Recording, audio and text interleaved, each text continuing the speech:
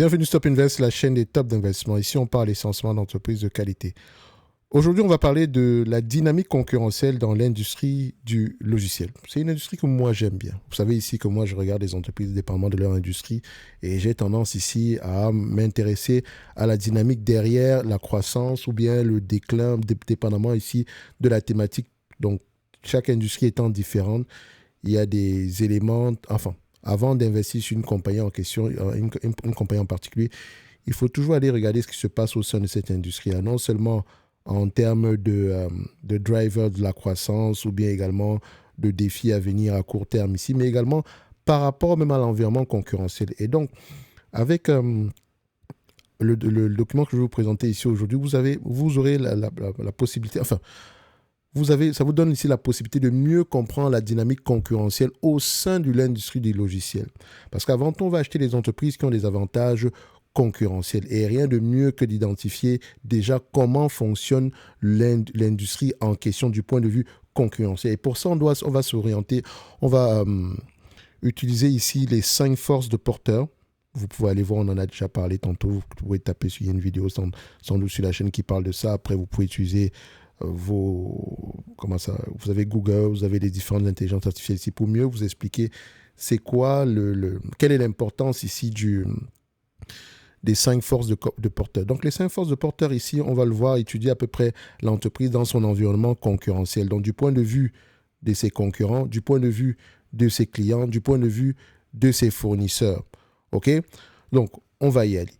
L'industrie du logiciel rattachée au secteur des technologies de l'information, donc c'est le secteur d'activité qui est technologie de l'information, donc TI, d'accord. À l'intérieur, vous avez l'industrie du logiciel. Et même dans les logiciels, vous avez des sous-industries, ok. Mais on va parler aujourd'hui de l'industrie du logiciel. Donc, il est rattaché ici aux technologies de l'information selon les normes de classification du GICS.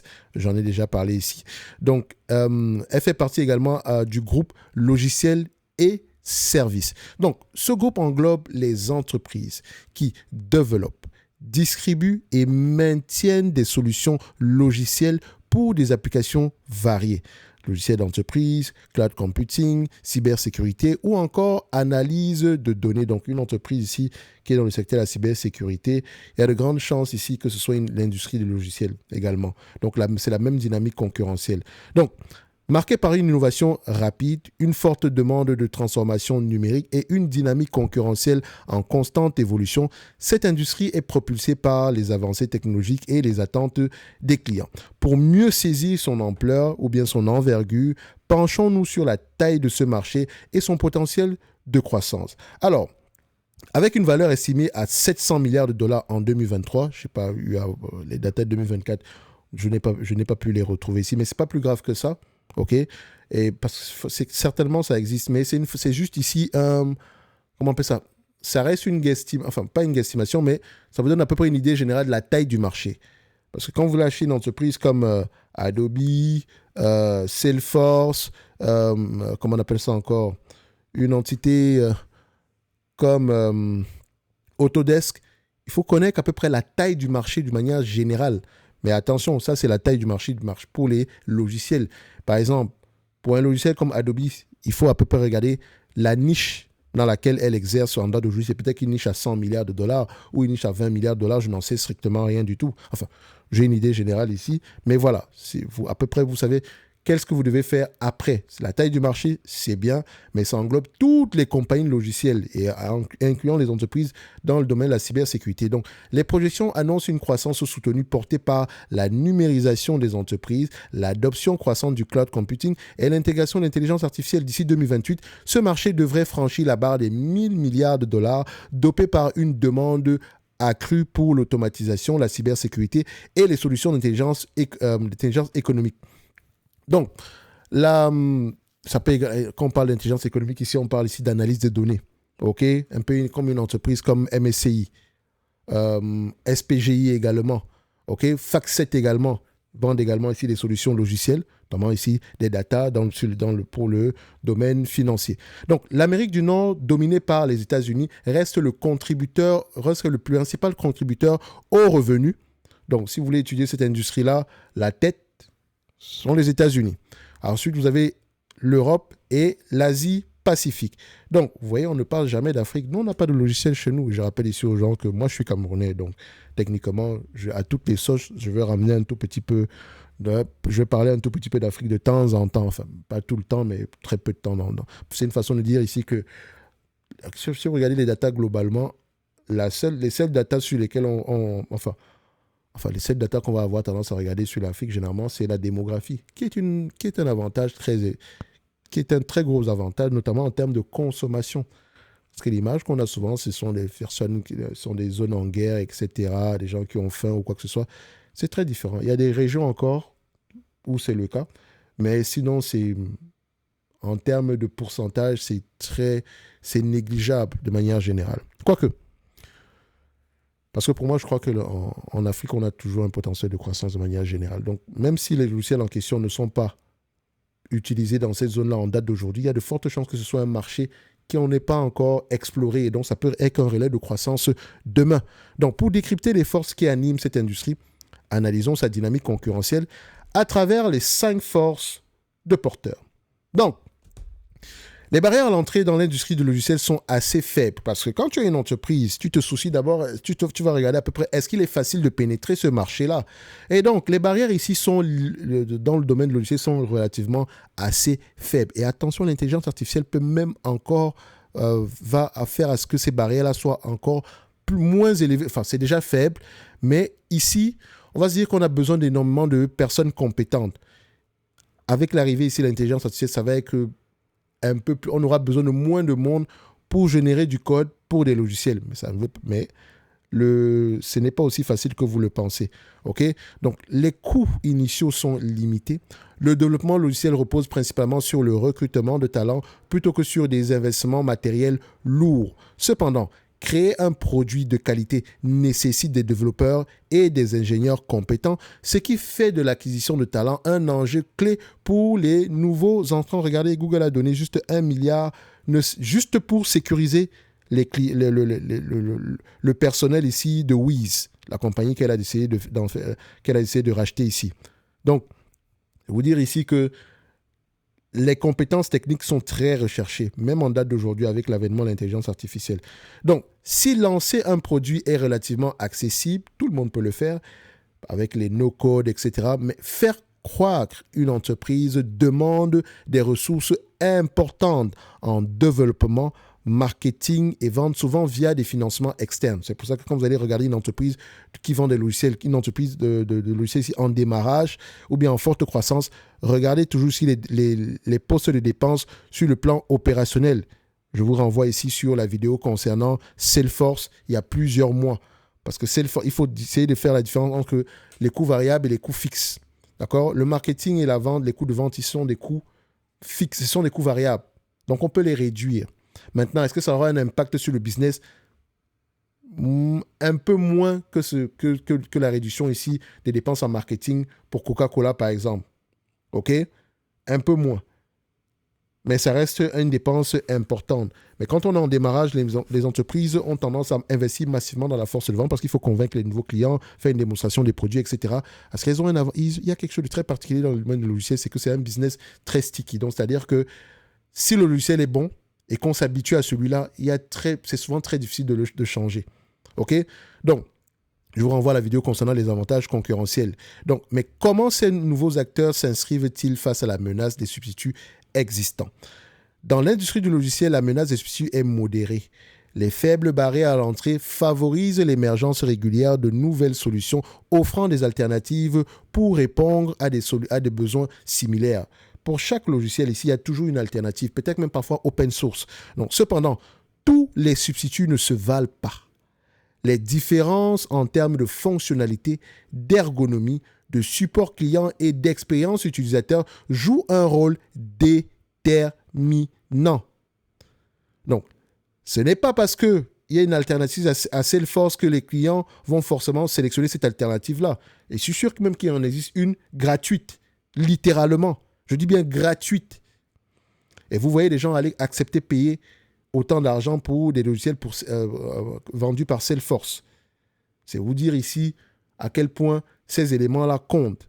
Donc, La fonctionnalité, c'est important. L'ergonomie, le support client, c'est très important. Donc, les entreprises qui se distinguent dans ces domaines gagnent un avantage compétitif ou bien atteignant l'impact des substituts sur leur part de marché. Cette différenciation influence-t-elle aussi le pouvoir des clients dans leur choix? C'est ce qu'on va essayer de voir tantôt. Donc, les clients disposent d'un pouvoir de négociation modéré dans ce secteur.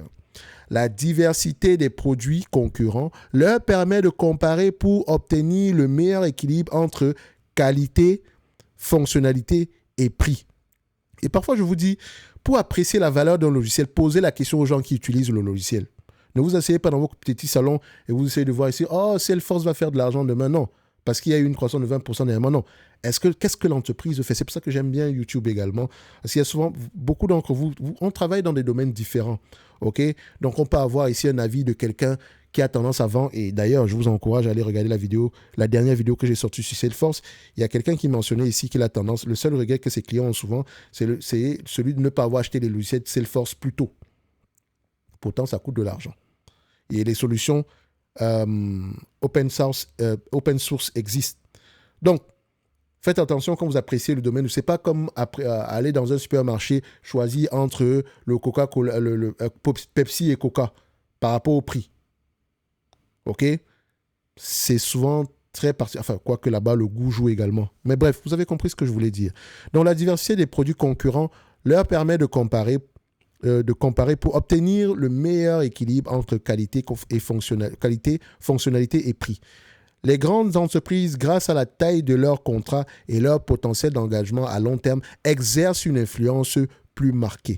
En adoptant des stratégies de transformation numérique, elles cherchent souvent à rationaliser leurs fournisseurs pour simplifier leur opération et réduire leurs coûts. Je vous ai dit ici depuis longtemps que les entreprises, les clients des entreprises qui vendent des logiciels ici veulent avoir affaire à moins de fournisseurs.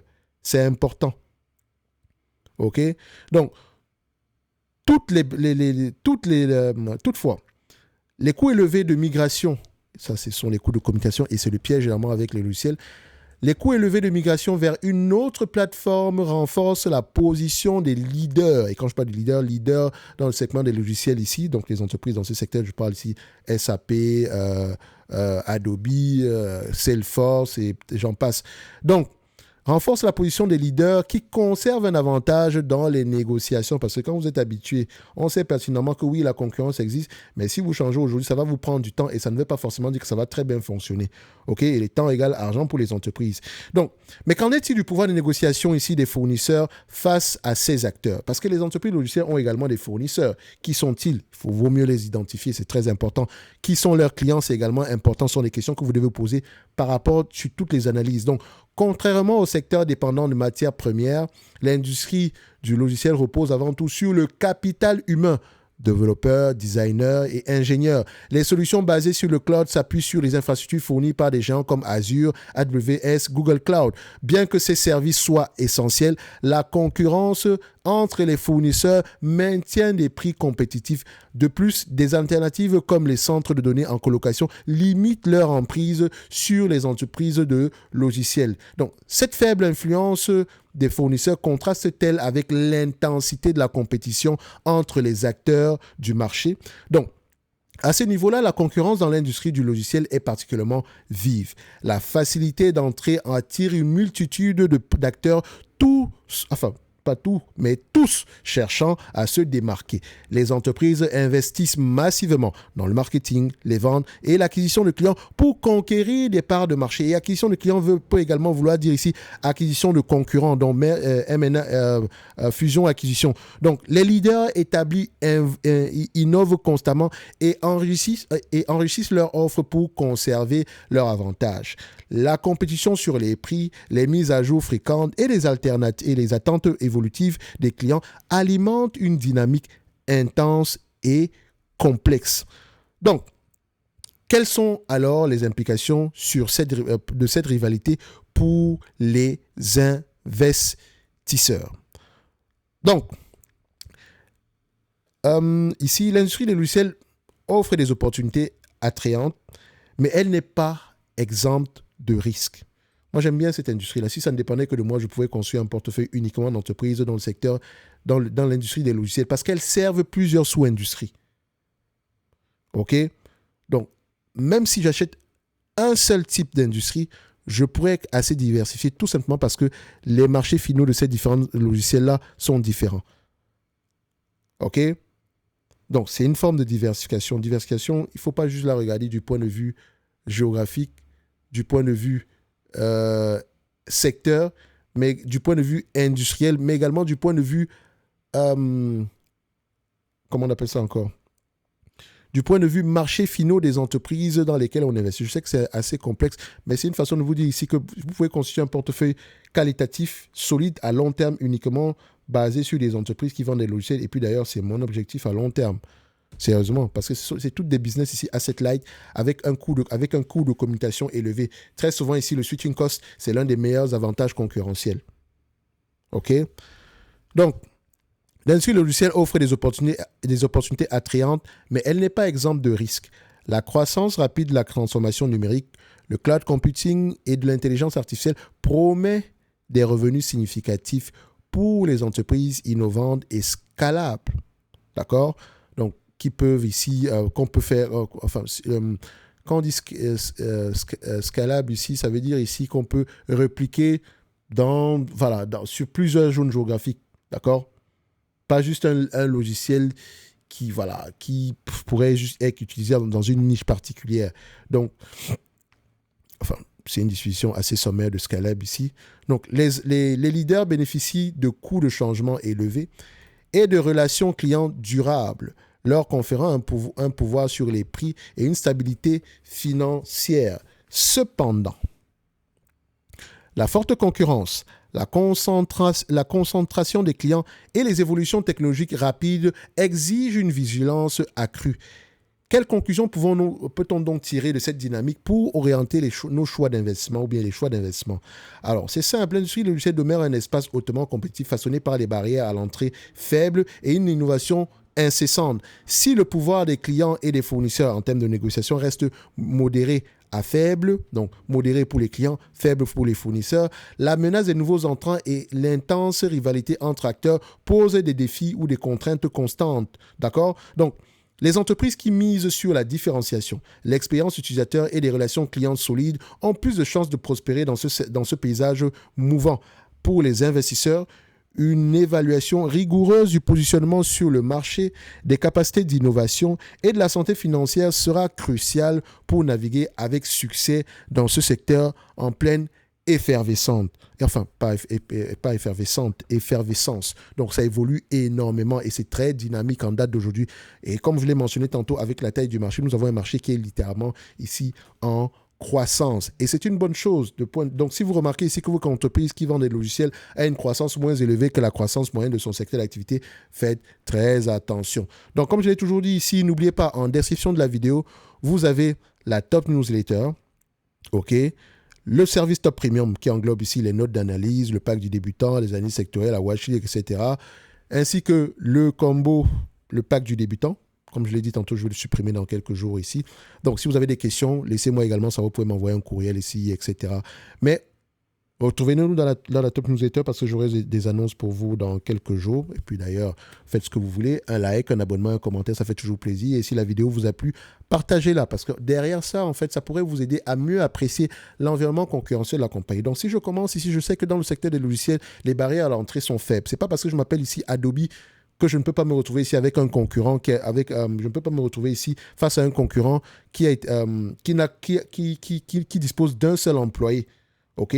Parce que c'est possible. C'est déjà arrivé par le passé. OK?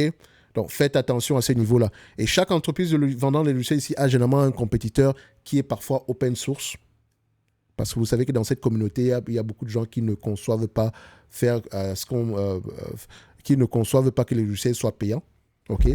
Mais bon, ça vient également avec des contraintes. Et dites-vous que dans cette industrie-là, l'avantage est au niveau des coûts de commutation, donc des coûts de changement. Le fait que l'entreprise, le client final soit habitué à notre solution de telle sorte qu'il ne puisse pas avoir envie de changer, même si on lui propose un prix à un prix 10 fois moins élevé à l'extérieur, tout simplement parce que ça va lui prendre du temps en termes d'apprentissage et le temps égale argent dans le domaine de logiciel. Donc, n'hésitez pas à monitorer les entreprises logicielles que vous avez en portefeuille, c'est important. Toujours aller regarder s'il n'y a pas de changement ici, si on n'est pas à la ramasse. Mais voilà, ça reste un secteur d'activité, une industrie que j'adore, littéralement, parce que ce sont une industrie qui est généralement asset light, même si je considère que la recherche et le développement est une dépense en capital pour ce genre d'industrie-là. Mais très souvent, ce sont des industries qui ont un pricing power.